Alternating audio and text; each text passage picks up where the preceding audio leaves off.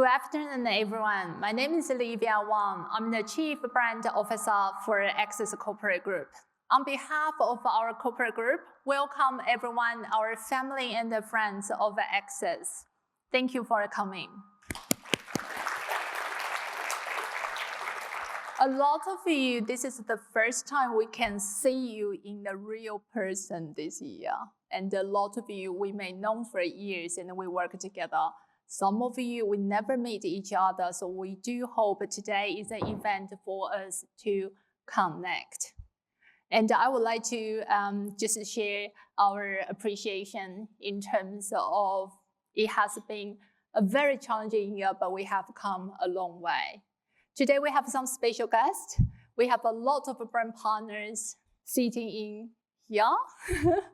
And we do have our a lot of supporting system include from logistics, from consultant, and from manufacturing industry, from the research, and from all different kind of industries. So much. Thank you so much for coming, and greatly appreciate our speakers to be with us today, Robert, Hans, and Shan, and we were going to hear great insight from you. At the same time, we have a special guest from our ABMers too. Would you please stand up?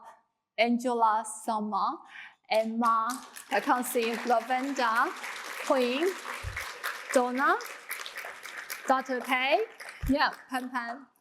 They are representing a very new generation of how we connect through social media, through their personal connection, but at the same time through different geographic differences. Thank you so much for coming.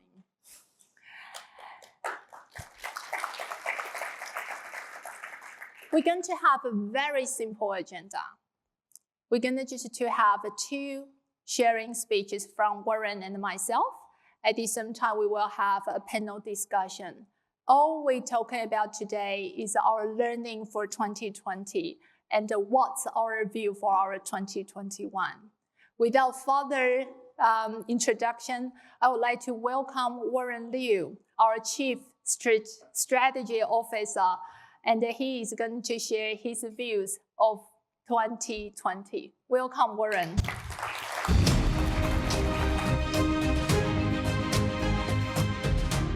Thank you, Olivia.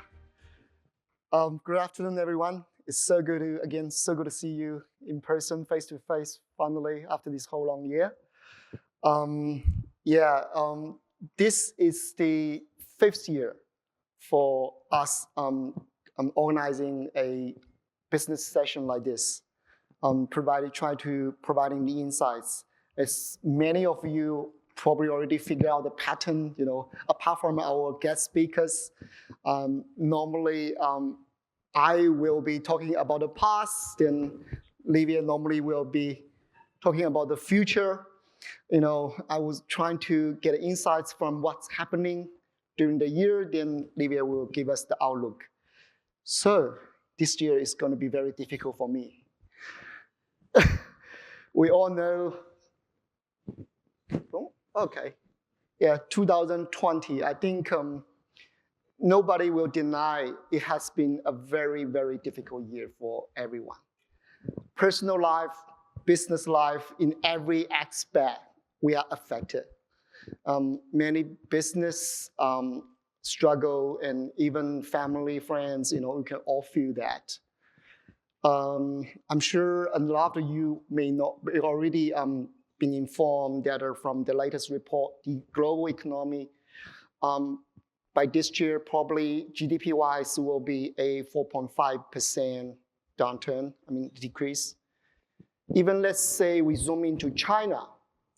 China, relatively, we can all say there has been bouncing back pretty quickly after the first half of the year, back to norm in terms of the activities and all that. But even though, according to the National Bureau of Statistics, the total retail sales value from January to October is still decreased by 5.9% compared to the same period in 2019.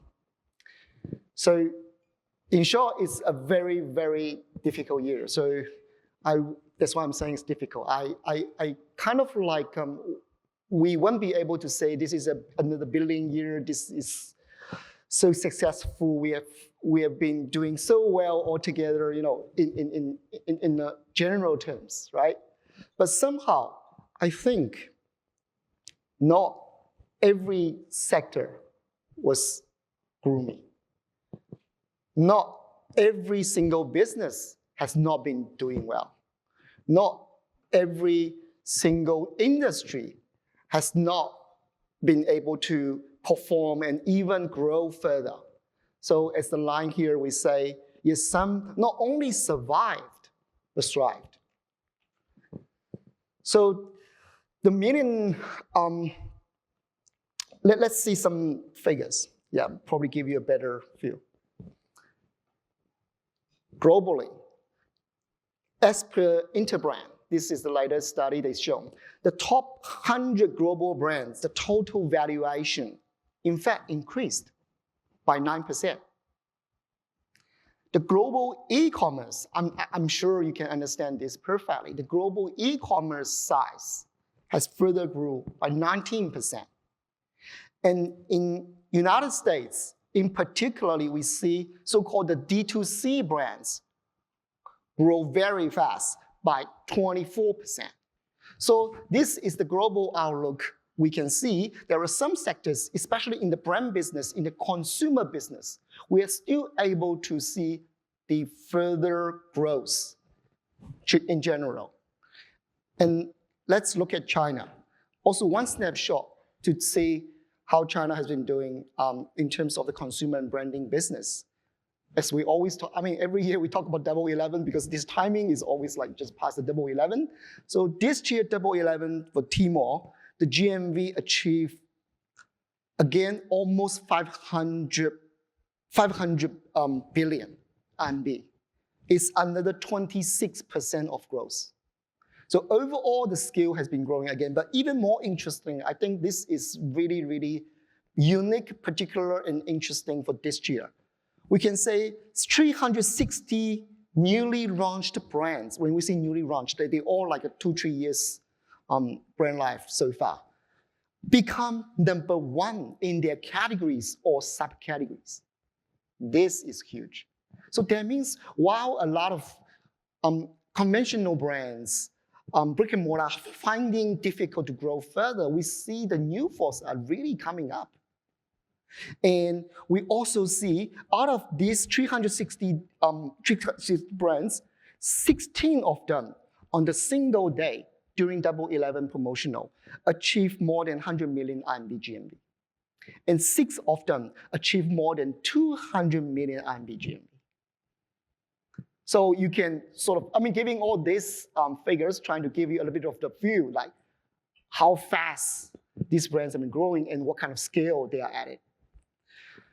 And let's zoom in further. Out of these 6 brands, there's one particular brand I would like to talk about. In fact, I talked about it last year, if you remember, Perfect Diary. One of the very new color cosmetic brand, just founded in China in 2017. Can you imagine? 4 years.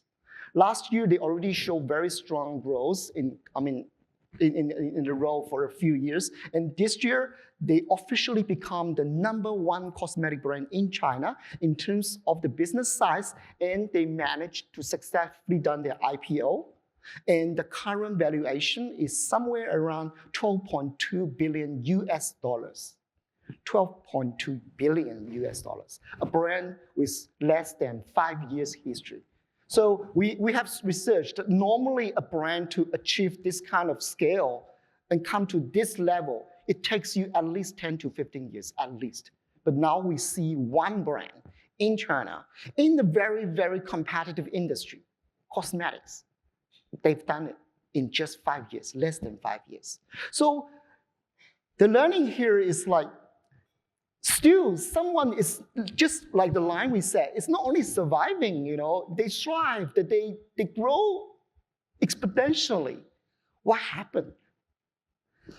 So the million-dollar question here will be, when we say someone has done well, some industry have done well, some brand has done well, who are they?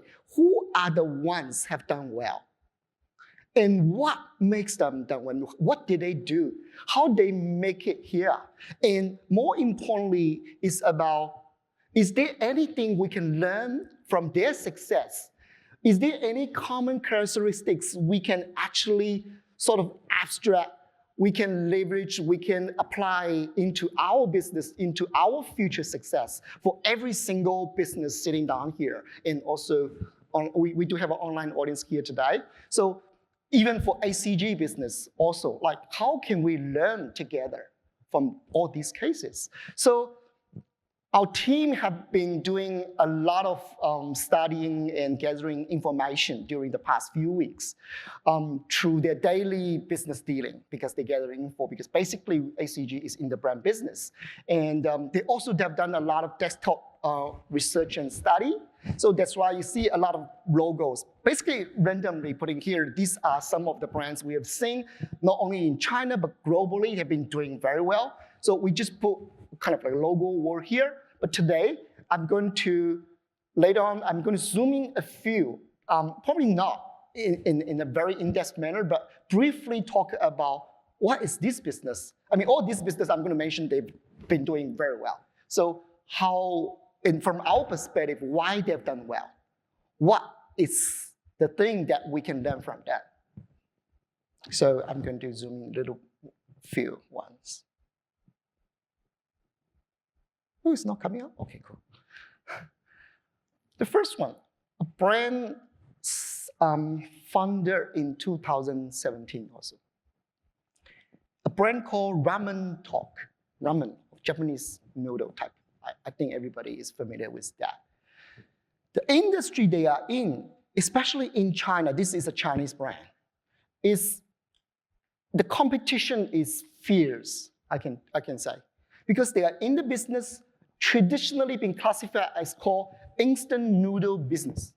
Instant noodle is a very, very competitive industry in China. The market size is very big, but hugely competitive, because brands from Japan, Korea, Taiwan, mainland China, there's so many players, and these players are all very seasoned. They have been very savvy. They're all in the business for years.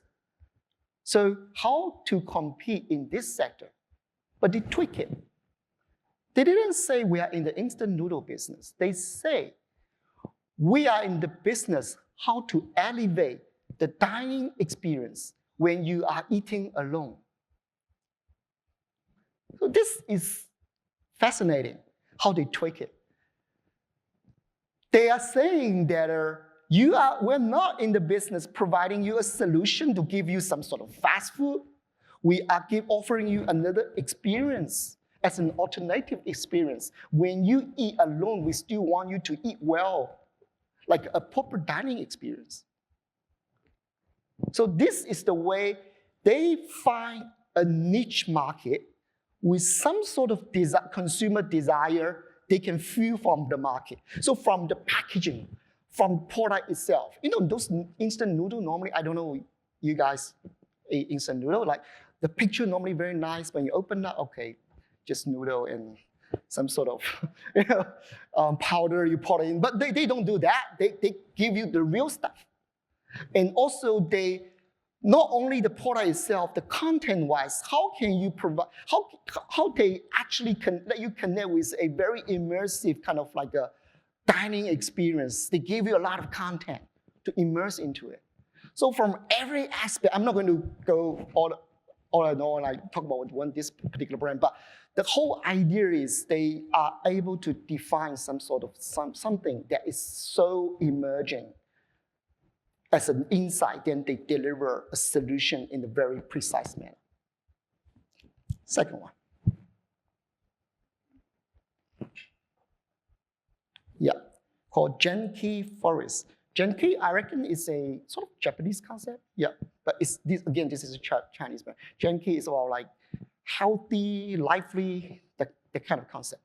Again, a new brand, founded in 2016. And if I'm not wrong, this year, they have done super well also. In just 4 years, if not wrong, they have not listed yet, but they have done their recent fundraising and with a market valuation at somewhere around $2 billion US. $2 billion US. And they are in the business. What's the business? Soda drink. Again, something is hugely competitive, hugely brick and mortar conventional business, very hard to find a niche, very hard to find a differentiation, very hard to compete with the big boys. Coca-Cola, Pepsi, Kangshi in China, everywhere. How, and also like Nongfu Shanquan, which is another very big one in China. How are you going to compete with them? It's like a young brand. Again, they find a niche, very interesting niche. They say, we are only offering sparkling drinks to the people somewhere around 18 to 30 something. So they don't care, people like me. And, so for the youngsters, they're offering sparkling drinks with no sugar, no fat, and no calories. Yes, we can all understand no sugar, no fat, no calories is something that is healthy. So this is on trend. And they realize this thing can even connect with the youngsters even better. And also another trick, I'm reading some Chinese article, they was talking about this company, interestingly, is about, they don't call themselves soda. They say we're offering sparkling drinks. In Chinese, this means a whole world of difference. Soda is like, oh, soda is something very inexpensive, but sparkling water, oh, very lifestyle. So with these tweaks, some more no sugar, no fat, no calories, they done well, and they managed to cut through and win over in a hugely competitive industry. And also there's another thing they've done well, realize that is, they're in a very conventional business, but this company has been very much focused on digitalize this whole business. Digitalize the business by finding a lot of consumer insights at the retail front, or at a content level, at a social engagement level, and try to get all these insights, they put them into the whole development process. I remember the founder of this company was receiving an interview and saying that I'm running a soda business like running an app. The most digital savvy sort of business. But he is trying to run the soda business like an app business. This is what he said. So he thinks this is the competitive advantage why they won. One more.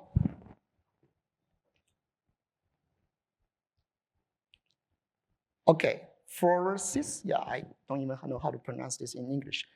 They got a very sort of poetically Chinese poetic type of Chinese name called Hua Xizi. Again, if Perfect Diary is the shining star in the cosmetic industry in China during the past few years, then this Hua Xizi florist, they are the second star. In fact, in certain subcategories, they've been doing even better than Perfect Diary. And they also founded in 2016 only. The way they were able to do it is, again, they found a niche way, a very differentiating way to approach the market. They say, we are not for everybody. We are only for those people who appreciate, who like the Oriental kind of aesthetic view. So meaning that from packaging, the formula they design, and also the look, the final cosmetic look they create is very much, say, coming from the perspective, say, this is an Oriental aesthetic. Aesthetically, this is like very Oriental.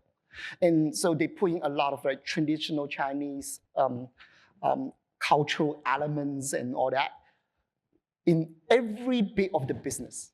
Not just the packaging and formula and the look, but in every aspect. So by doing this simple differentiation act, they were able to become the second largest cosmetic brand, color cosmetic brand in China.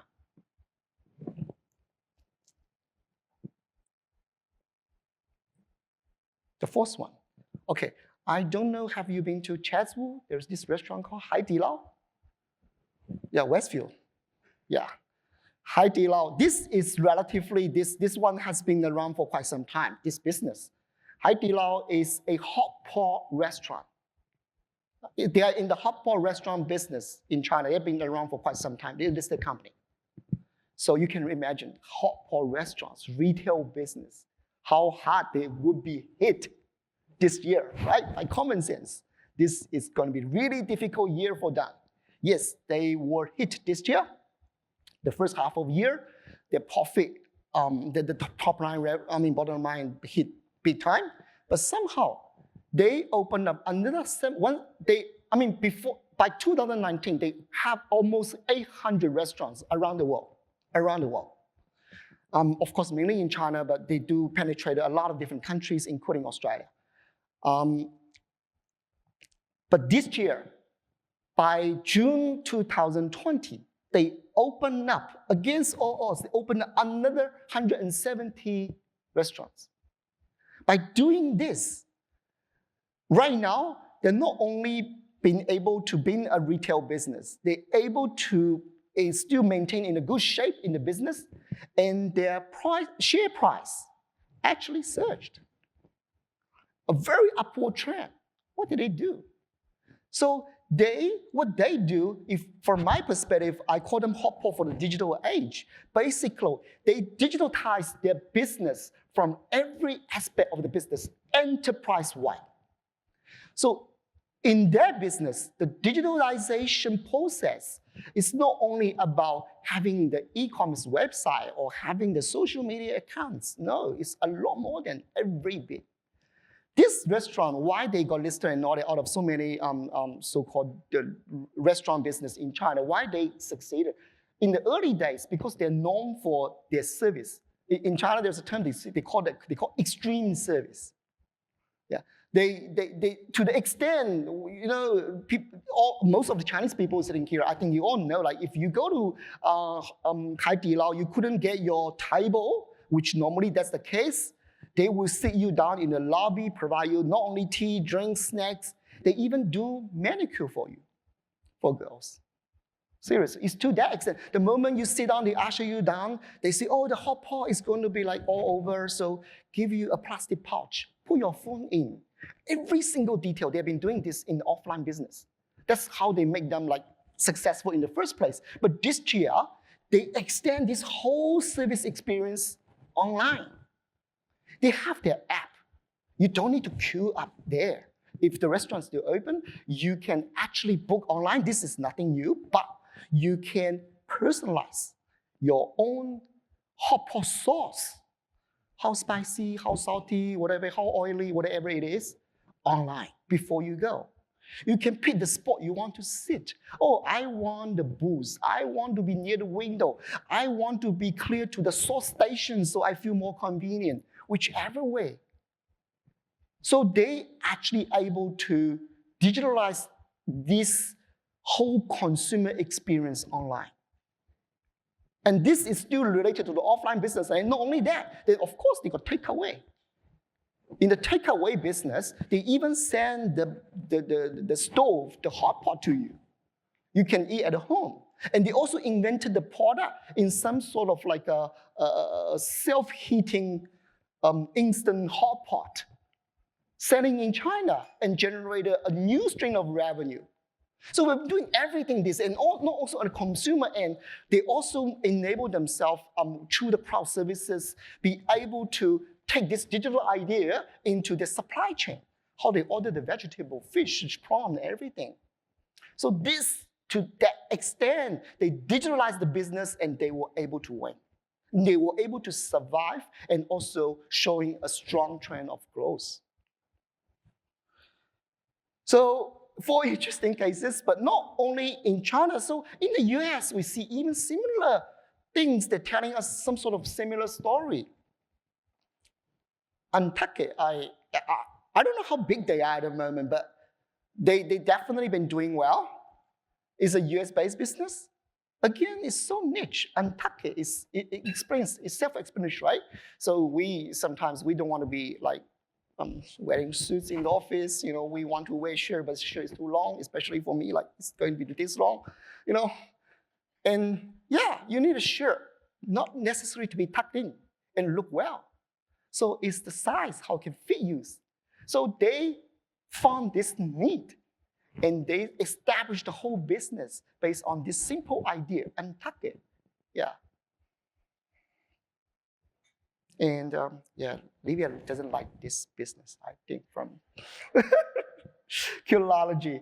And from the line here, we can already tell what they've been doing. They basically digitalize the business also. They personalize the business. They're in the cosmeceutical business, meaning that they are very much kind of like a little bit medicinal or pharmaceutical approach in terms of skincare, but they personalize it. They collect data. They provide personalized services everywhere. And the last, Mira. Oh, sorry, I missed it. Anyway, Mira is like a gym mirror. So again, it's all about how you can have a very interactive experience, fully personalized, digitalized experience when you're doing gym. And at home you got nothing to do, so you got to do gym. And last but not least, we also found another trend which is very interesting. This is coming up from the US and Europe also. Like we see these brands, these are all not very huge brands, but they all showing us one of the same trend here is about offering something used to be luxury stuff, luxury experience, but at an affordable price. So we start to realize that the value still means a lot in consumer, but value doesn't mean that we want to offer something cheap. It's about offering something. So it's not a price competition, it's value competition. So that is another thing we see a lot of brands are telling us also. So, conscious of time. I can't tell you, we see a lot more utterly, a lot of things happening, or kind of like telling us the same thing. And like 2 days ago, I was sitting down in the computer, I was trying to see that what is the so-called, the golden rule, the principle we can kind of get it from here. So I was trying to summarize in 3 points. Focus on niche and emerging consumer needs. So I think the key words here is two, niche and emerging. So we as a business supposed to have the ability to identify what is the next. And no matter how small it may seem, it doesn't matter. Zoom in, it may give you a big surprise. Second, build your business around a complete digital journey. Again, as I said, it's not about whether we have a Shopify or website. It's not about we have WeChat, Weibo, Twitter, Facebook community. It's about an enterprise-wide digital solution is there to support your business, to enable you for the next journey. And the last bit, we think that it's a value competition war in the future for sure. I mean, not necessary. We still think the so-called, especially China, like consumption upgrade is still the trend. So people not necessarily going backwards and say, I want the cheap stuff. No. Still, we want to be upgraded, but value is the essence. It's a competition of value. And when I talk about all this, I mean, of course, those cases I sort of try to explain, it did reflect in one way or another. But interestingly, when I finished written these 3 principles, I realized one thing. ACG as a brand management company, together with all our brand partners, we have been either intentionally or subconsciously practicing all these rules. You look at our business model, we always only focus on one segment we call mass premium. So we're not mass, we're not super deluxe. We focus this category called mass premium, means what? Affordable luxury. We try to offer consumers solution that with luxury kind of experience, premium quality, but with a relatively affordable price. This is the segment we're in. I think that aligns with this so-called the value proposition bit. And of course, the whole business model with our resellers on spot, you will know that our model is very much based on the whole new way of retailing, e-commerce, digitalization, personalization, and everything, right? And in every single brand's development, we have been trying to practice this whole thing, like what's the next and what's the next niche. Just giving you one more example here. As you all know, with our brand partner, we have this brand called Emil, represented and distributing by the group ACG in China. Emil is a plant-based functional food brand, right? And in China, during the initial stage, it's very much focusing on the category so-called weight management. So during the past 1 year, Emil in China is very much a meal replacement, helping you to manage your weight. But this year, we found one new trend. We realized that, oh no, this whole weight management thing is not only about people are overweight. It's not about people with obesity problem. It's everybody, every sort of female in China think that they need to lose weight. I don't know why, but anyway, that's the trend. And they need this whole solution to be blended into their lifestyle seamlessly. Not saying, okay, this meal, I'm going to be having this meal replacement, not, a proper meal, whatever. It's like they want this whole thing blended into their lifestyle. So we launched a metabolism coffee. We launched it recently and received overwhelming response. So again, it's a small case here to showcase, say, this could be the right direction. And with all this, I'm very, very proud and happy to announce to all of you, ACG, against all odds, such a difficult year, we have managed to more than doubling up our business size again. In 2019, we achieved 4.5 billion RMB as the total GMV, and this year, we've done it at 10 billion. And that's the end of my opening. This is the rules, but how can we further connect? I will pass on to Livia to provide more ideas and insights. Thank you.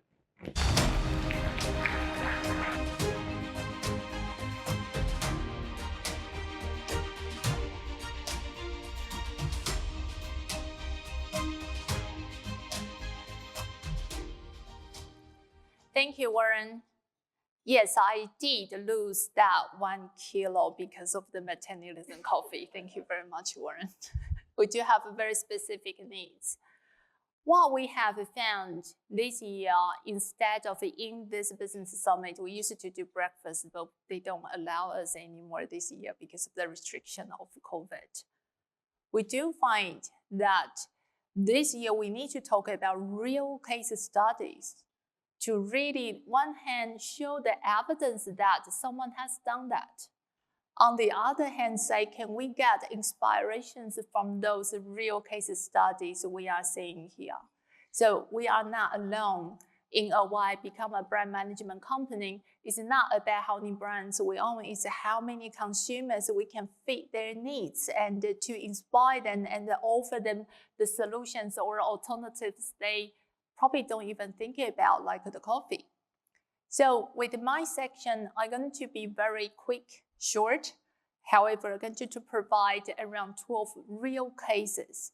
They all kind of in a way very new, but their numbers of the GMV this year is compared to their last year was more than 100 million RMB GMV more. So that means numbers talks. They have done that through the COVID in one way or another. So let's find out more case studies.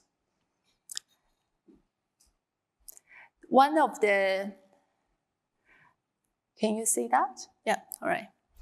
So I do have 12 cases and I separate them in a way, become 6 different ways to engage and connect with their consumers. So first rules I'm talking about is appeal cross generations. So the one thing I thought we all talking about young generations is important because they represent future. But how about those very traditional food? They were traditional, usually around 40, 50 years old of the consumer. So how they actually attract the new consumers with the very traditional or conventional products? The first case study is 小鲜炖. Just in case you can't tell what's that, it's the yen's nest, so bird's nest. So usually a very nutrition, traditional type of the food. You actually don't eat it when you are around 45 to 50, but they attract a huge amount of the audience around 25 to 35 years old by making these products become very socialized, very digital. They founded in 2014, and the GMV this year so far is 270 million GMV RMB. So they certainly do well. How do they do that? One of the cases they have appealed to the young generation is to have the live streaming 6 days, 16 hours a day. It's not about teaching you how to sell your products. It's about the benefit and as a customer service desk online for the consumers to be able to engage with them over the Double 11. And then they start the sales campaign. They achieve Double 11 in amazing volume. They are the #1 become nutrition food category among the whole Double 11 in China. Amazing. It's a 6 years old brand. At the same time, they introduce 2 ways of engaging with the consumer. First of all, they have a 54% of the repeat purchase rate month by month. So that means very high engaging approach they have take. At the same time, they announced the subscription model to do this type of products to try to increase the volume of the purchase. So this is one of the case I found is very fascinating. It's the traditional food, how to engage with the young generation. That's one of the connection here. And I'm going to introduce you the second case, which is the name is Yuxin Tang. It's a Hong Kong brand, and they founded in 2018. At the moment, the revenue is around 100 million GMV RMB in China. The typical audience for them is 20 to 30 years old. We're talking about tea. Usually tea seems to be a slow, elegant way. But what they do, their tea, is to have one very specific type of tea called stay up late tea. You drink it because it's stay up late. It can help you to look more beautiful the next day. They can help you to stay up later. If you drink this tea, you are fine if you stay up late. All those kind of assumptions just by that name called stay up late tea. So they become super popular and a lot of talking points. The way they show their products really attract the young consumers. How good the quality the tea is. What's the effectiveness? Why you as a consumer will need to drink this tea. All huge amount of content, so they attract a lot of consumers via the content, via the positioning, via introduce very traditional thing in a new way.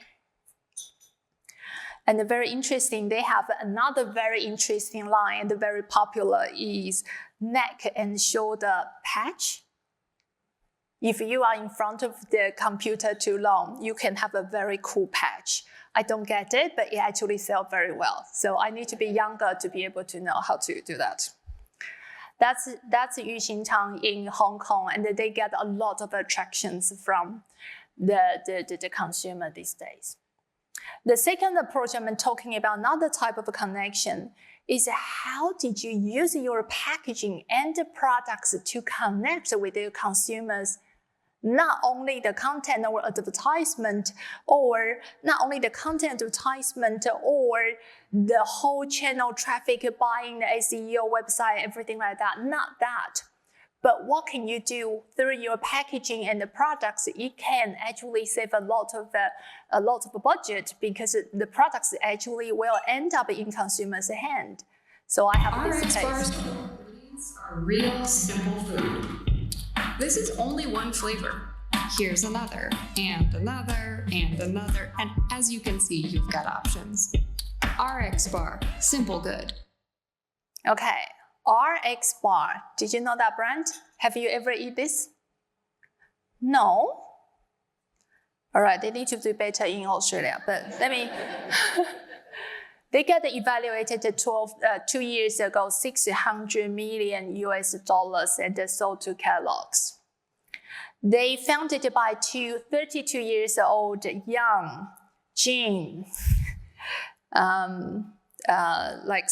like exercise, love exercise individuals. They are Peter and Jared. 2013, they founded this by invested $10,000 just to invent the products that can eat after the gym exercise. 2015, their revenue is 6.5 million. I have the numbers in my hand, so I make sure I give you the real numbers, but find them online. 6.5 million as a revenue in 2015. Sounds okay, pretty normal, average. But they actually changed their packaging from the traditional grocery packaging to this. Something you can see that. The ingredients on there, the way they talk, they say, well, consumer is here to eat the things in the packaging, not to eat the things actually on the packaging as a picture.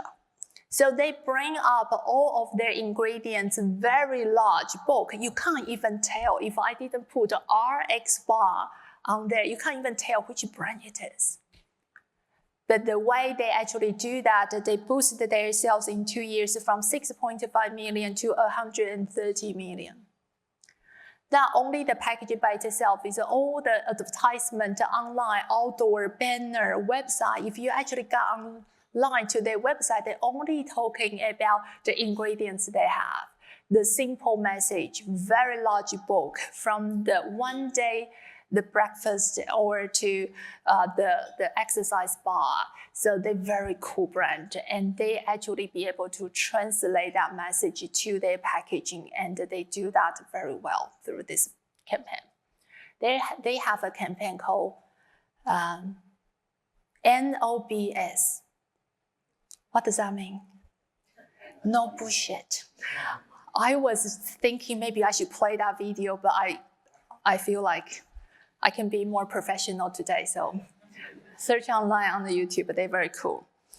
Another case I'm thinking is a very typical case and a very interesting one called CH Ice Cream. So it's a 钟雪糕. This is a very new brand in China, and they sell the valuation is around 1 billion, and they sold 10 million individual ice cream this year, and they founded in 2018. So very new in China. And they talking about their packaging concept. It's not only the packaging by itself, it's also the products. They're talking about any of the good products to be able to communicate with the consumer has to come from the eye, that you need to look pretty, has to come from the ear, that you need to listen to the feedback from consumers, has to come back from the nose, that you smell good, has to taste good from your tongue. And also when you touch it, the texture is actually something you feel very, very good. And also the last bit is the perception and the positioning has to be good. So all the packaging is substantial and sustainable for environmental friendly point of view. They actually implement a very high-tech technology to make sure the packaging can be dissolved naturally. They tell all those stories by bringing amazing products.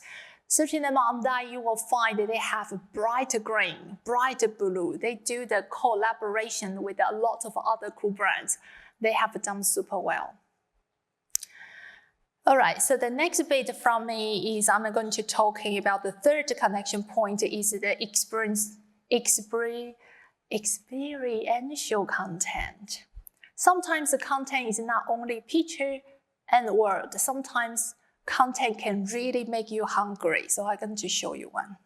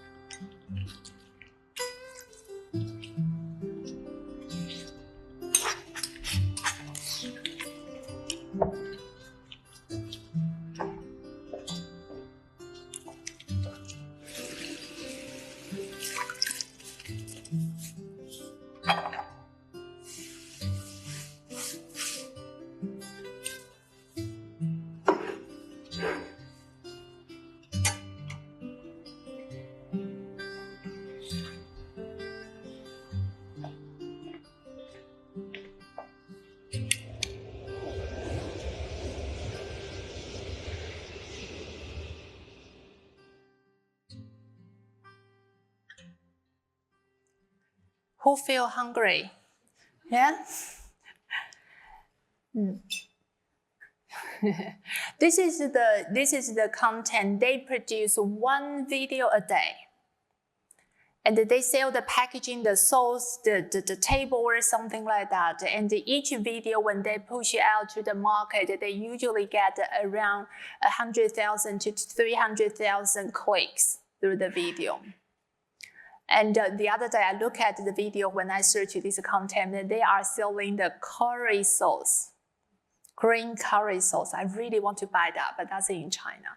But it's a very interesting content. So now my point here is that sometimes we don't need really a lot of fancy things. Experience by itself, when we can present it very well through the content, and it will tell the story by itself. It's a simple, straightforward, it's a lifestyle, and you want to be the one in that. So that's one of the content I found very interesting. And then the other brand I'm talking about called PMPM. The PMPM brand is evaluated at around $100 million at the moment in China. They founded in 2019 May, so pretty much an 18 months old brand. The things they are talking about is a skincare brand, but they are not talking about skincare by itself. They're talking about discovery. They're talking about geography difference. They're talking about the journey when you travel to different countries. They're talking about those places you may want to be, but you can't. For example, Bulgaria.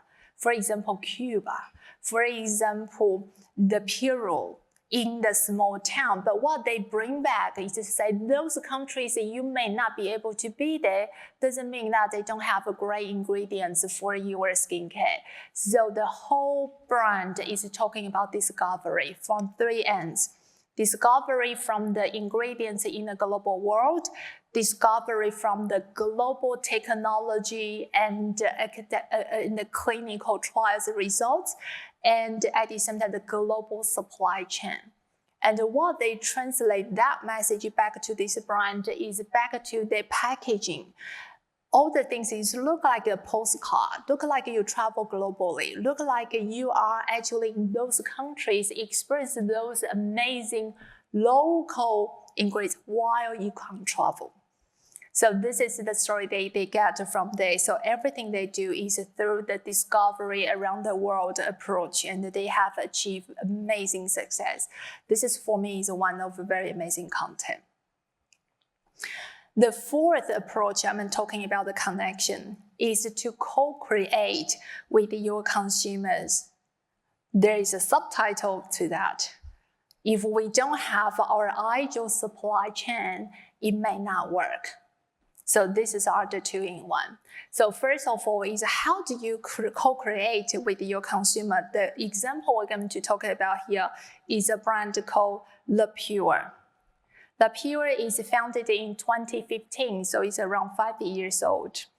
They just got invested by Coca-Cola. At the moment, they sell, this year, they sell 10 million units of the yoga.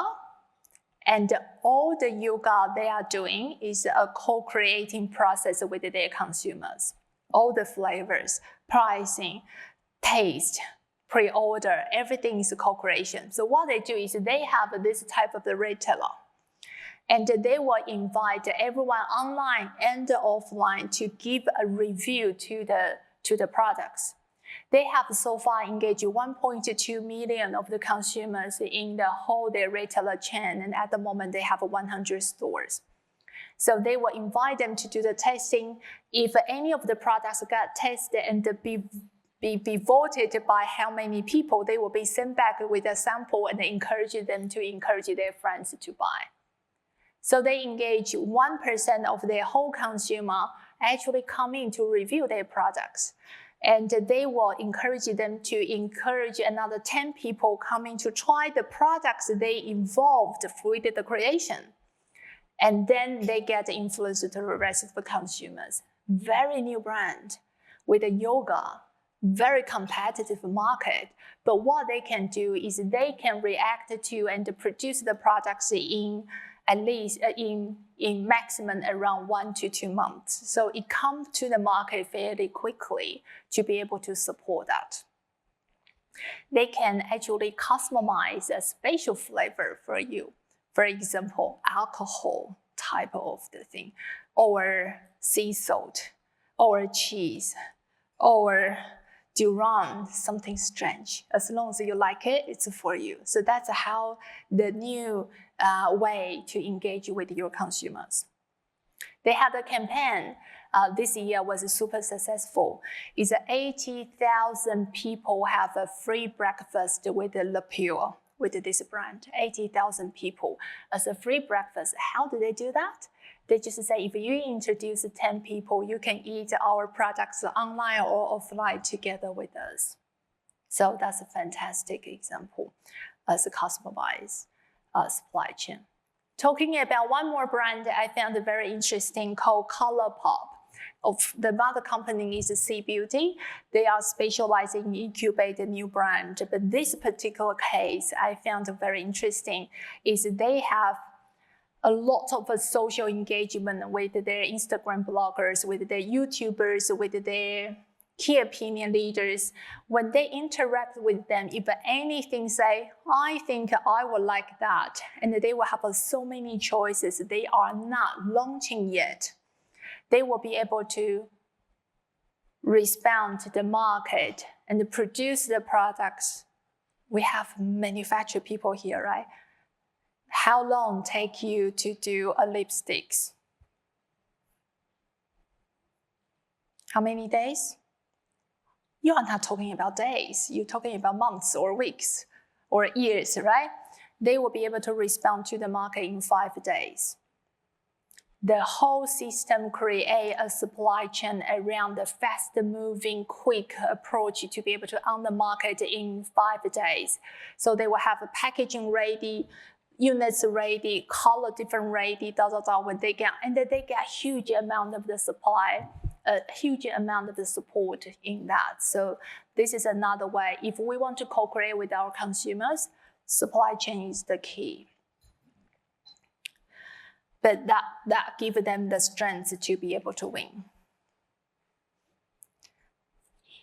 And the next one, this connection is not only connect with your consumer, only connect with other territory.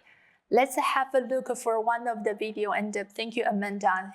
She's the founder for Lovekins and the CEO for Lovekins. Lovekins has taken a very aggressive journey now, not from a mother and the baby skincare brand, but really moving into a modern woman space. So this is the video.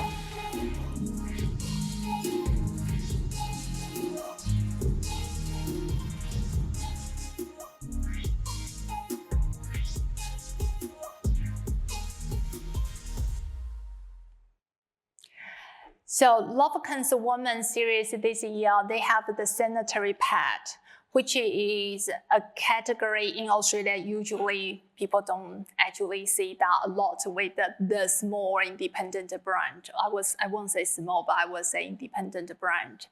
But the approach was involved in the high technology, and the same thing with the brand, how they stretch the category into a totally different space can open up a lot of opportunities.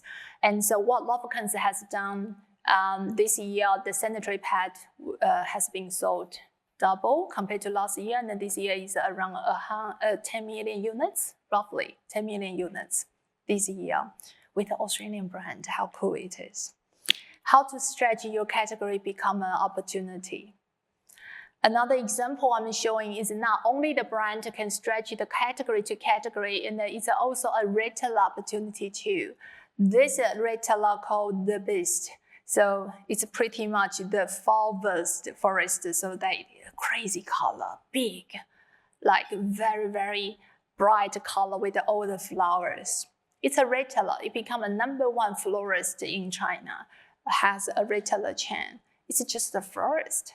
However, what they have done is to extend their products into another brand called Little Bee, and they have the Beast as a brand too, with all the fragrance tools and a lot of the small containers and the decoration, the skincare with different fragrance from the fresh flowers. That's the concept they have. So we found that to stretch the categories not only from one category to another, it's from retailer to the brand. It's from all the different singles. As long as we anchor a space with the consumer in their heart, the extension become very reasonable and powerful.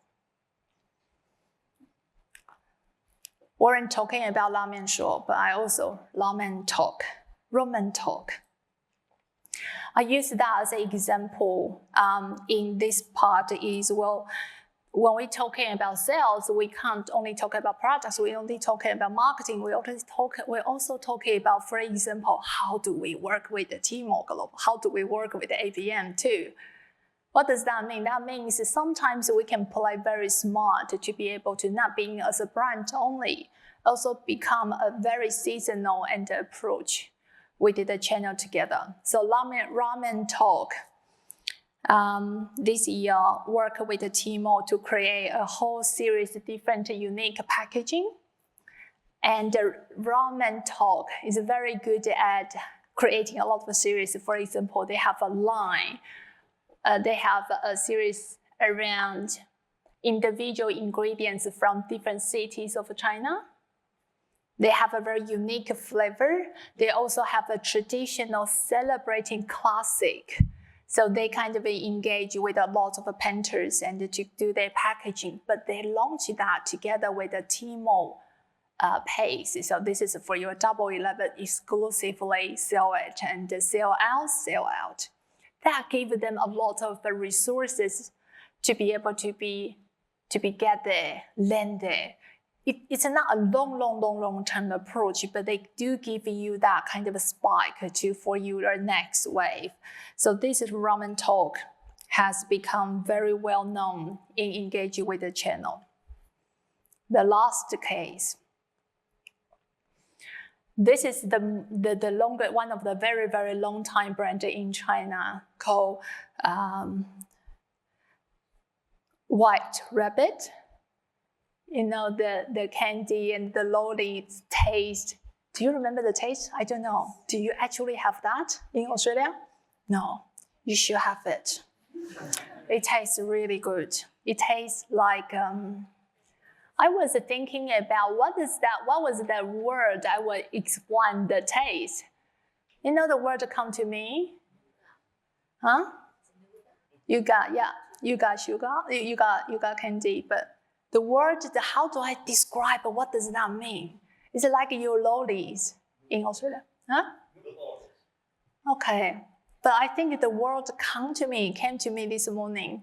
I said, I need to describe what's the flavor. I almost feel, I need to give up every single one of you so you know what I'm taste. But the taste to me called childhood. Because you eat it when you're young. And you feel like, that was the good memory around that. They work with the scent library to create a pattern, become a scent. And the way they work with the channel is to use that scent fun fragrances with that combination to create a topic to be able to sell their products only just for a period of time. But that's fun. So they didn't go too far, but they tried to use a different way to engage with the consumers in all different channels. I'm talking about 12 cases already. I feel like it's so many different cases we can learn from. And we pick up those cases through around, I think around how many cases we look at? 120 brands, include ourselves. What we would like to present, appreciation your attendance today, is really showing there are a lot of people are doing great job. And I think we can too. And with those ideas, hopefully there are one or two ideas can help us to get inspired and to design our next line of the products. And I will hold ourselves as an access to always try to go that extra mile for our consumers. What's that product? Is that good enough or not? Can we connect better with our consumers? And in any different ways with the connection, either from the generation, from the culture, from the language, from the content, from the channel, from the packaging, from collaboration, from any opportunity on the market. And I hope you have that one too with your brand. Thank you. 2020 has pushed us all in unexpected ways that no one could have planned for. Navigating distance between those who matter, the space between us leaves more room to build. An essential effort in continuing to grow is the golden rule: connections. We connect with our brands. With over 20 acquired and 80 marketed brands, our relationships with our partners have grown from strength to strength. We connect with our resellers. We empower our network for more than 50,000 entrepreneurs worldwide, amplifying the power of the individual. We connect with our consumers, reaching over 10 million globally with innovation and insights. We make their everyday lives better.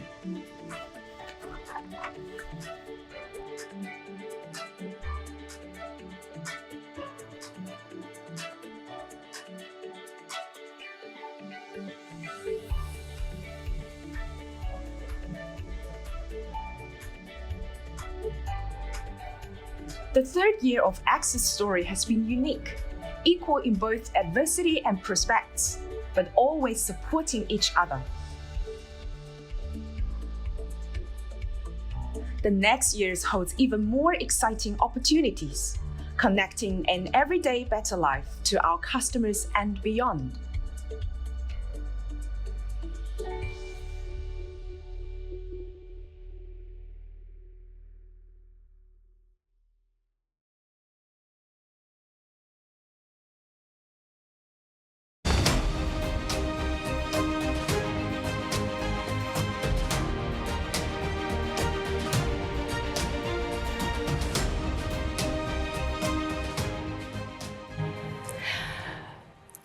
We don't have an MC today, so I'm a little bit nervous in terms of what I need to do.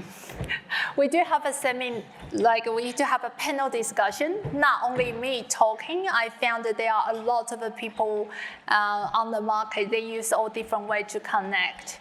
And Access has to try our best to be whoever we can this year. And we found a lot of challenges and opportunity too. But there are some of the people we found that we respect a lot, and I would like to invite them. So I would love to invite Shan, Hans, and Robert. Please give them a big...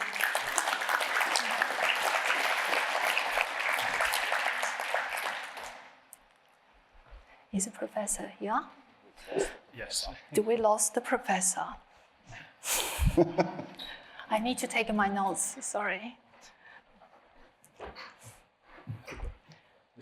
Yes.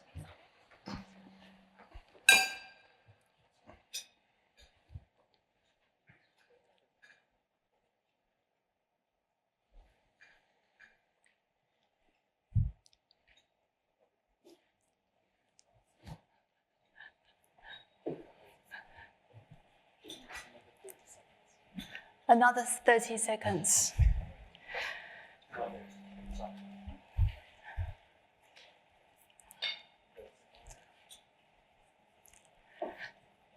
Thank you.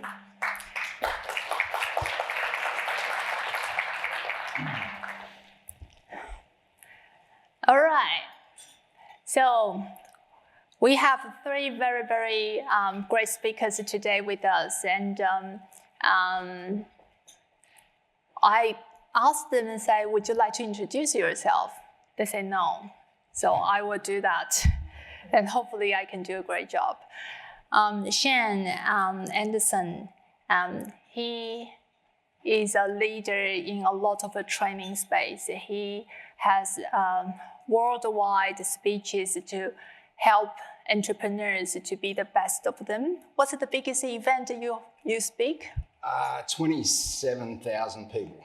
Yeah, Dance. can they actually see you? I hope not. Oh, Yeah, okay. that was the biggest HD screen in the world. It's at the AT&T Stadium. And how many speeches you have done globally? A lot. We've done right across pretty much every continent now, so which is fantastic. Some amazing speaks in Africa, in places that you just wouldn't expect, but I like home. He's from Australia. Yeah.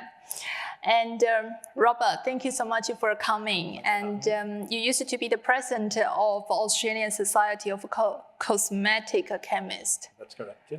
And I heard you have done a lot of skincare products and research on that. Is that correct? Yeah, so I've been in the industry pretty much straight out of uni for the last 15 years, working with a lot of multinational companies, as well as a lot of local brands within Australia. So I've been in Australia for the last 10 years, and actually some of the brands in this room today I've worked with along this road.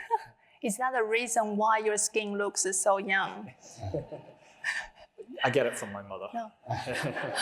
Professor Hans just put his glasses in so he can look at Robert to check his skin type. All right, Professor Hans Hendricksky. I met the professor, I don't know whether you know him, but he is the leading professor in a lot of China business space. And he's the professor of China Business and Management University of Sydney Business School. I met him 7, 8, 9 years ago when I was thinking to have a business can bridge Australia and China, and his speech was the one to inspire me. So thank you very much, and great to have you today.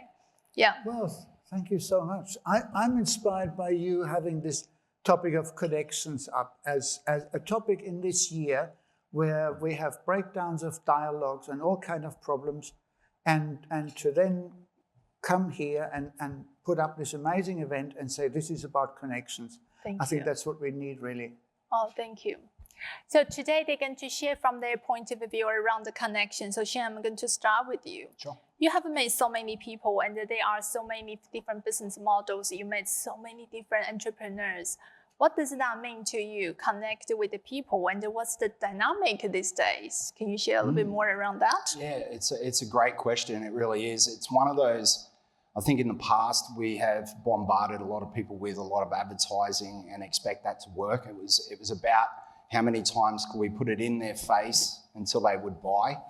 And today we're starting to see things moving very quickly, and it's now gone from a business to business or business to consumer. It's really going to that brand to me or B to me. It's a brand new space. It's a very different thing. It's all built around trust. It's built around referrals. It's built around connection. And you know, we're starting to see consumers now, before they go anywhere, they're asking their friends, they're asking their family, they're asking for people who have used that product and had an experience, because that drives their buying behavior.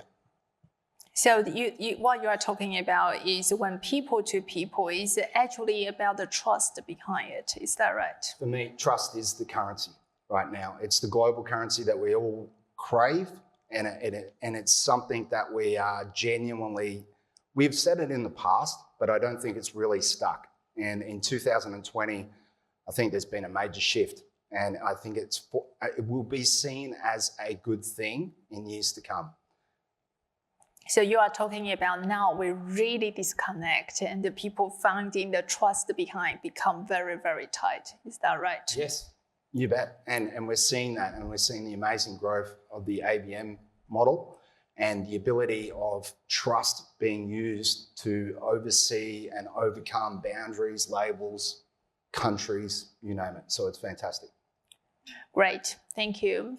And Robert, what Shane was talking about, when you see people, when you connect people, and it's the trust behind the scene, it's not about a sales anymore, it's about the trust and the recommendation behind it. But how did you sit in the research and the library and finding those amazing things to be able to connect with our consumer. Can you share some of the cases? Yeah, certainly it's an interesting topic. And essentially what is happening is through the development of technology, we're actually finding new topics to discuss with our consumers.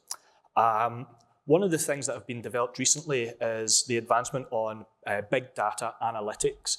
And what that has turned into is that we've now managed to understand what the bacteria on our skin looks like and what proportion of that bacteria is, and is that good bacteria or bad bacteria. And through technology, we are now able to create a whole new category of skincare by understanding the bacteria and how to improve it on the skin and the effects that has for the consumer. And it's about connecting with those consumers on something that they are familiar with. Everyone knew when Yakult launched its little yogurt-like probiotic drink that having bacteria in the gut was good for you. But not many people understood about having it on the skin. And through this breakthrough in technology and this big data analytics, we've been able to take a concept that consumers know about and created a whole new category in skincare for it. And I heard that means, so for example, now you can have a really small device and test your skin and know exactly what's going on and choose the best products. Is that so cool? Exactly. What we're seeing now is some brands develop an app for their phone. And basically, some of these apps work by taking a selfie of your face. And the app collects other data that you may have input in there. It also check what the weather's like, or what the pollution level's like, or what the UV radiation level's like. And it will start telling you which products to use. Well, that start create anxiety because every day when you check the weather, you check the skin and decide which skincare product to use. Correct. I've yet to see this product be tried in Melbourne where they have 4 seasons in one day. Okay, that would be efficient. But the idea behind this is that, you create this app. You're communicating with your consumer every single day. Gotcha. You have a touch, a point, a contact. So when that app tells you to use your moisturizer and your daily SPF, you're using that moisturizer and daily SPF. That consumer has had a communication, a connection with your brand. The next day it might say, hey, we're your anti-pollutant product, but the sun's not going to be out, so you don't have to put on your SPF protection. So you're really getting that day-to-day connection between the brand and the consumer. I can see the upsell opportunity here because if you are in Melbourne, you need to have a 4 sets of the products instead of 1 because you will go through different weather. Is the technology close enough? There's some technology out there at the moment. Some global brands have launched apps. I don't quite think it's at that stage yet, but it's not far off it. Gotcha. It's definitely not far off it. And with other devices, like iWatches and other things monitoring what you do each day, it's starting to become more of a lifestyle, Nice. Around the brand, the concept of look after your skin, eat healthily, make sure you get enough exercise. All this is getting collected on your phone anyway. Right. It just comes down to how do brands use it. So the big data really help the people to connect. Correct. In a way.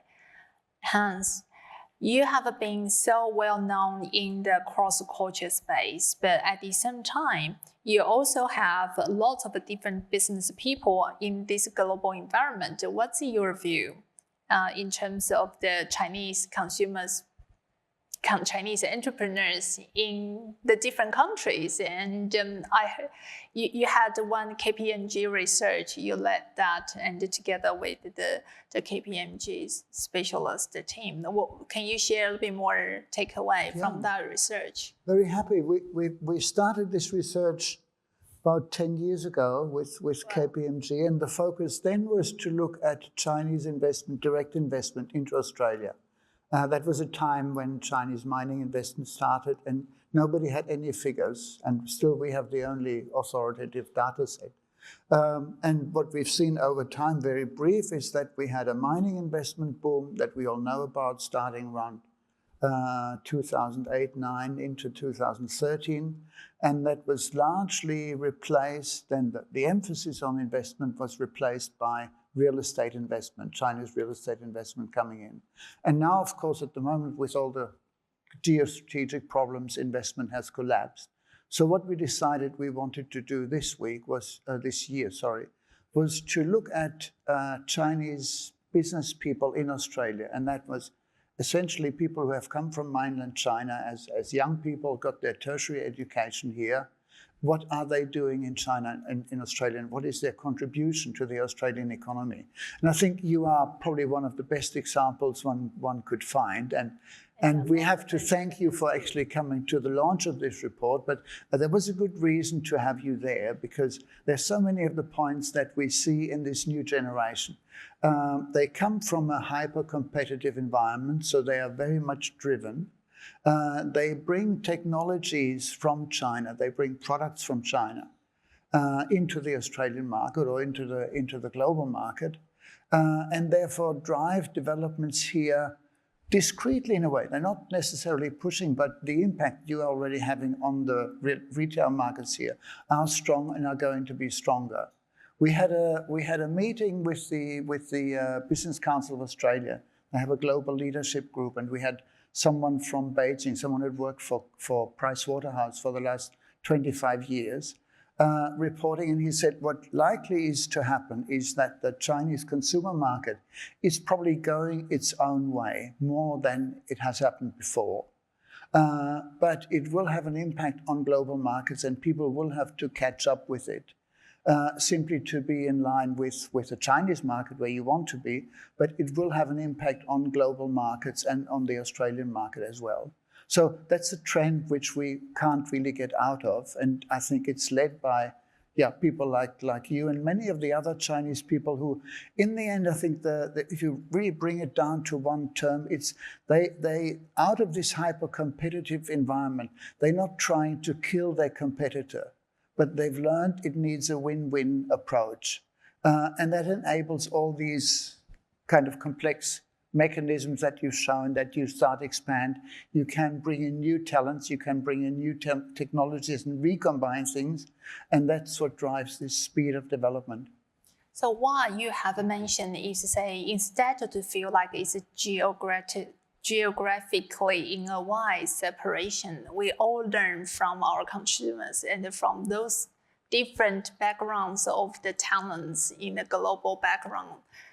Then they will emerge to a lot of opportunity in the global space, right? Well, China is leading, of course, in many ways. One very simple reason is simply the scale of the market. If you have much larger consumer base in one country, plus you have the technology, the mobile technology, that simply produces new markets and produces, again, new ways of communication and new connections. So that's where China is going to drive things. And here is another question for all the speakers too, and we'll start with Hans. Is how did you see COVID though? Because the COVID pandemic, that means the border is closed. That means the nature of the connections has changed. How did you see people going to, and all the business operators going to do in this type of the environment? Well, I think my perspective on that from a more long-term viewpoint is that actually COVID is reinforcing developments that we already had. We had a rearrangement of supply chains even before. China has been outsourcing into other regions. We have been outsourcing from Australia or insourcing. So this reshuffling of supply chain is already happening. China sits there with the what we're not meant to talk about, China 2025. The new Industry 4.0 smart manufacturing, that will allow China to move manufacturing to other countries. That's already happening, and that would have happened without COVID, but COVID is pushing the whole development very much. So it's pretty much everything is happening anyway. It's just the time to push it up, become faster, and to be realized. And what's your view, Robert? Yeah, I think Hans hit the nail on the head there when he said that we're still going in the same direction that we've always been on. We've just accelerated and we've got there faster than what we would have naturally. We've seen a lot of brands, and we'll use the word pivot. It's been used a lot this year, where they've pivoted their sales channel, put themselves online when traditionally they were an in-store only brand. In terms of what we're seeing people develop in the market, again, it hasn't changed. It's just accelerated in that direction. So I think what the pandemic has actually taught us is we can do things faster. You know, we don't have to take our time. We can actually get there faster. And you know, the beauty industry is a really resilient industry. Okay, we have a lot of brands in the market that have really good core values, and a lot of the brands that survive in the long term stick to their core values.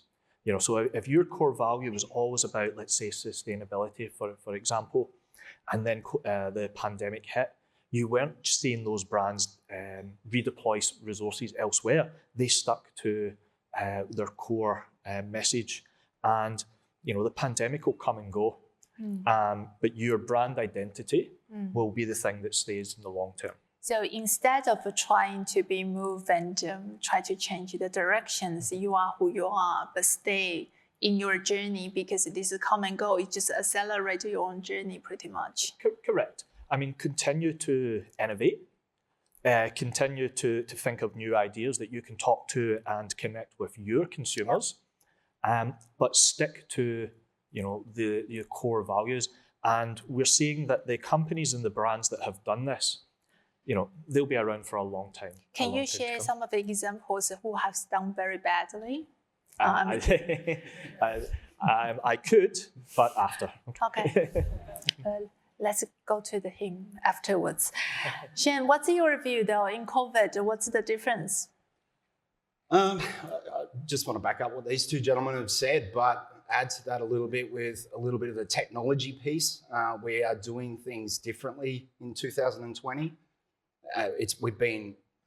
The acceleration has really forced us to start to think outside of the box.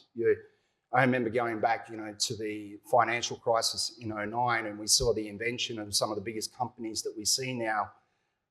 Who would have thought that you would ever put your children in a car with a complete stranger? But now we just call it Uber and it's okay. But you know, in 2020, that's really stretched things to the maximum. We've really started to see online communication. Us as a human species, I think we crave that connection. And we've been finding some inventive ways to actually get that connection across.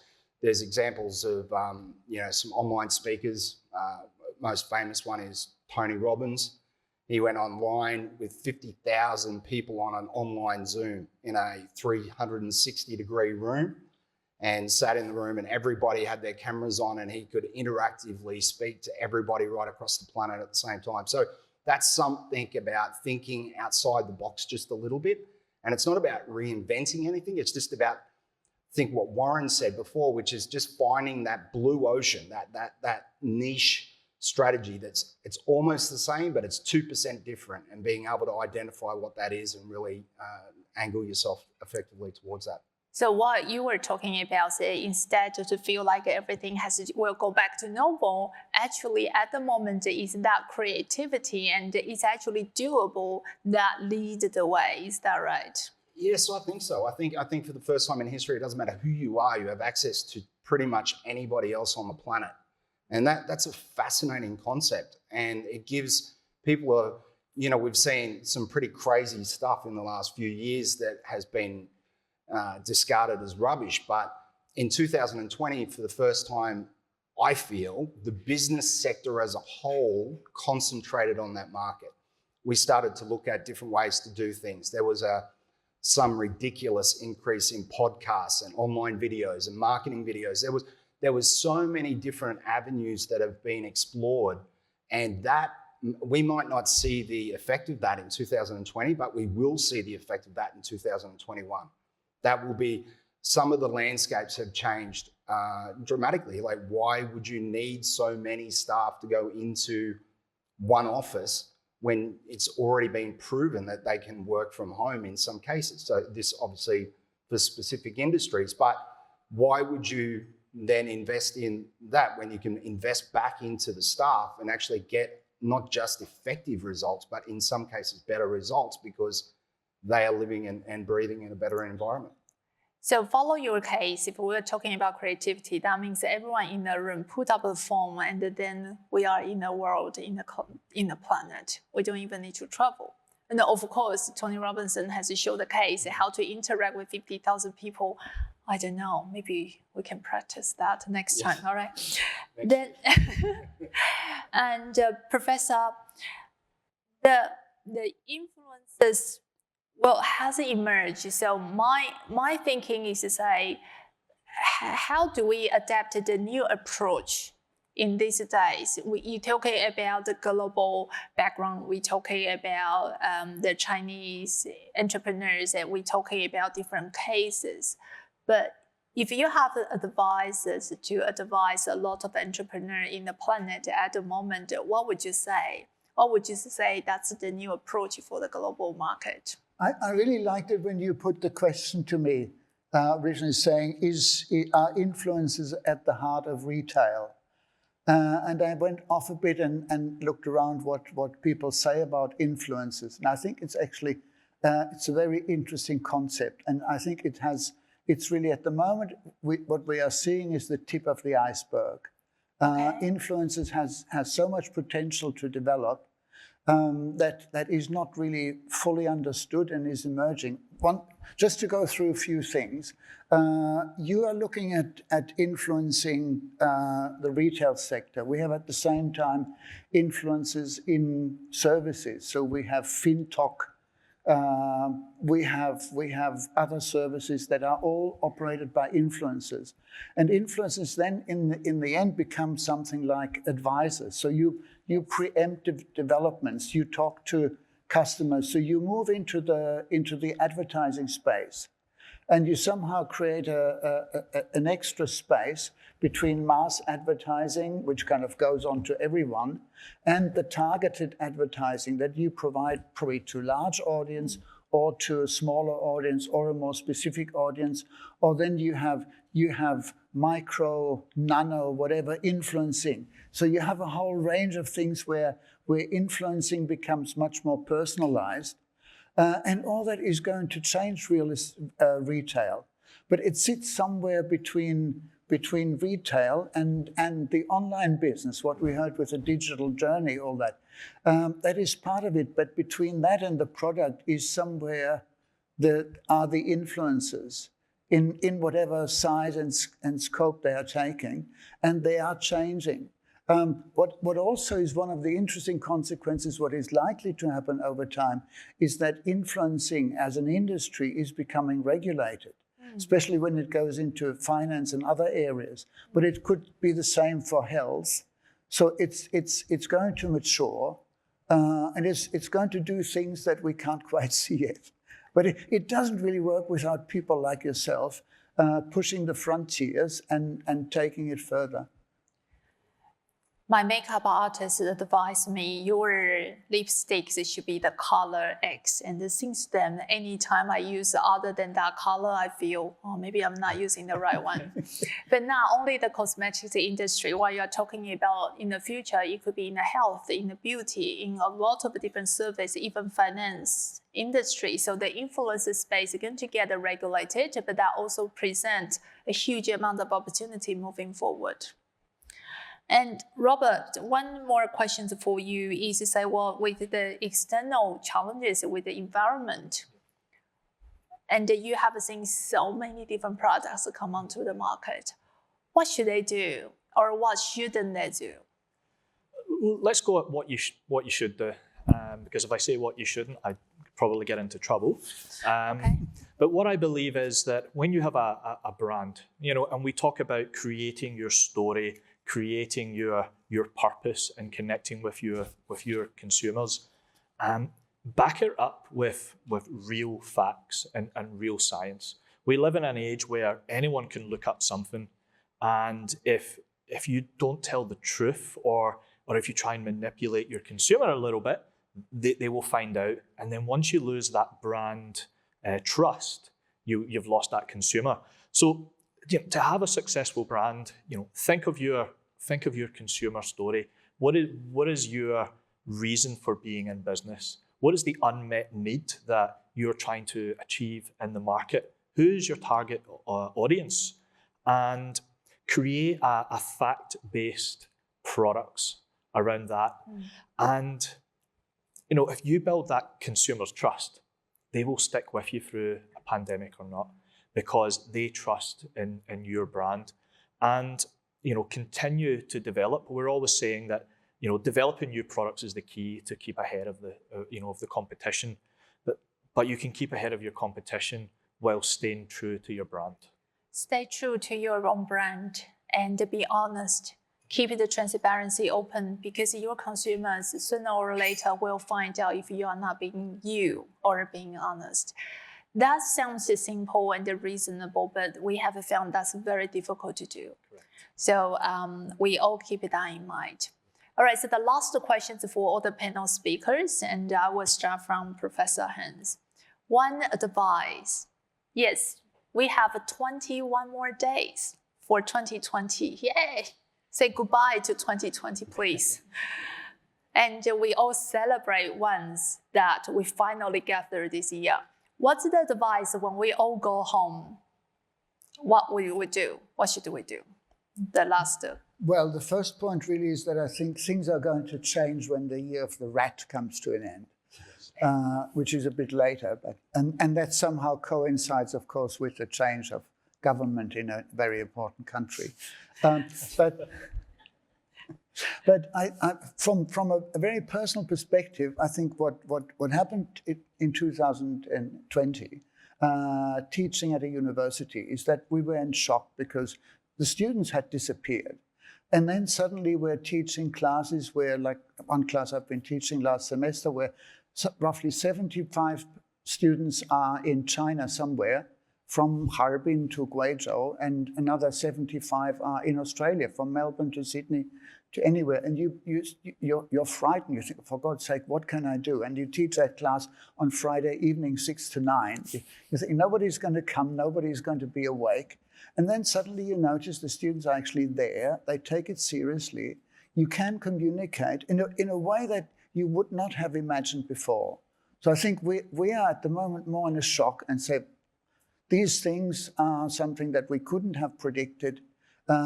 We could do much better if we really had time to think about it. So I think what we'll do in 2021 is to, in a sense, routinize that shock, that we say now we have to convert that into something that we can actually roll out, because we've learned more in 1 year that we would normally have done in 5 years. We have been vulnerable, and that means we are geared up to learn and to observe, but it's time to stay calm and to take actions and to plan out and to roll it up. So for another very actionable year, 2021. And how about you, Robert? So I think the lessons for this year is the beauty and cosmetic industry is very resilient. Okay. And it's a bit like riding a roller coaster. You'll have your ups and you'll have your downs. And we've been through the worst of it this year. So everyone should be looking forward to 2021 with the lessons that we know we have the ability to adapt quickly and to change our selling platforms, whether that's from being in store to online. And I think a lot of people have just adapted. And I think the lesson for this year is we can continue to adapt. There will be new ways of selling and connecting to your customers. So let's not rest on our laurels. Let's continue to accelerate in that direction and find new ways to connect. So an industry like cosmetics and skincare is a very, very long historical industry, but yet still can bring a lot of new news within the next transformation. So be ready. Correct. So be ready for the next wave.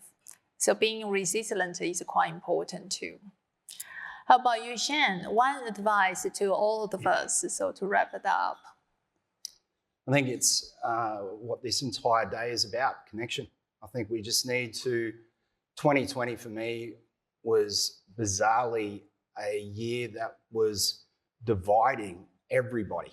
You were man or woman or East or West or blue or red or Republican or Democrat. It didn't matter what it was. They put a division through everybody, and some took that bait, some didn't. In some ways, I think we all took a little bit of it.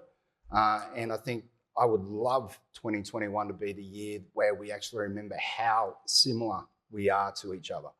That, you know, when you look at the DNA and we're 99% identical and it's just 1% and it's a lot of false labels that create division. And I would just like to just see us as companies, as brands, start to overcome that, and even us as just as one species, just come together and actually just say, like, let's bring it together in 2021 and genuinely build connections right across all divides. That would be a really cool thing to see. And let's hope we learnt the lesson out of 2020 and it actually comes through. Thank you. And then the piece from me is to say,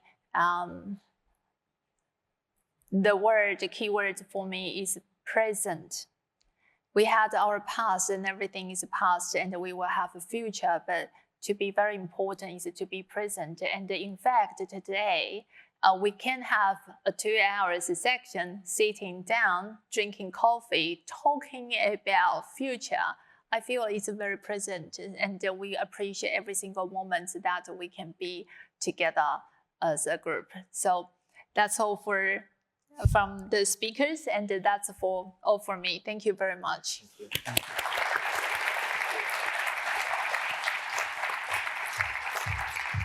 Just some housekeeping. I try to be an MC today, and I need to look at my notes. Usually Anne will help me, but I give up and say, oh yeah, I can handle this, and I found a lot of notes I need to read through. On your table, there is a gift from Access for you, and one of the books is to written down some of the achievement, learnings, and the partners we have, and also there is one scarf we designed by our design colleagues, and there is a lot of logo in that, and we feel like we are brand forest, and we want to be the line of it. It's just a very, very cool scarf, and hopefully you like it. All right, that's all for the serious part. Now we need to move to cocktail party, and we will need to have a photo together. Yes, I'm reading the notes, so take my time. Highlight the group focus section. Sorry, this is not sentence. Follow colleagues to group photo area. Yes, so the cocktail features is a background of the Royal Randwick's impressive screen. And in fact, that's the longest screen on the racetrack, and we will have fun. So that's it for today. Let's go to level 2, and we will have photos there. Thank you so much for your participants.